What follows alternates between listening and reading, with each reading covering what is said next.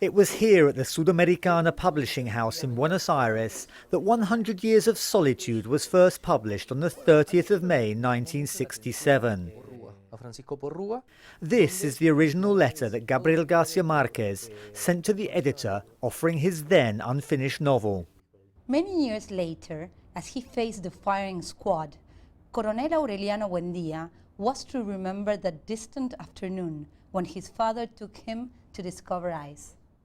Editor Francisco Porrua was hooked with that now immortal first line. He had on his hands a publishing phenomenon. I believe it's impossible to not read him in any stage of a reader's life. So I believe his influence is not evident, maybe in what is written today, because I believe he's already in the literary DNA of Latin America. Writing from Mexico, where he'd spent 18 months working on the book, Gabriel Garcia Marquez told Porrua, "If you don't like it, dump it. I'll forget all about the novel."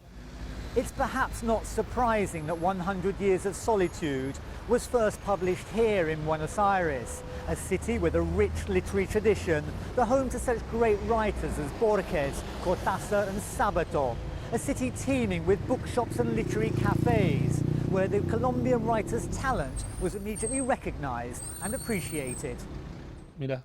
The book excited hundreds of young, aspiring novelists, among them Diego PASKOWSKI, himself now a published writer, whose latest work, Thesis of a Murder, has been released as a film.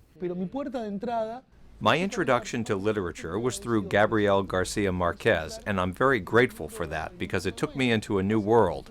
I went from kids' literature to adult literature through Marquez, also investigating his journalism, his interviews, and when he won the Nobel Prize, I was delighted. The inspiration continues at Diego's literary workshops in Buenos Aires, where the influence and appreciation of 100 Years of Solitude and Gabo's other works will live on for considerably longer. Daniel Schweimler, Jazeera, Buenos Aires.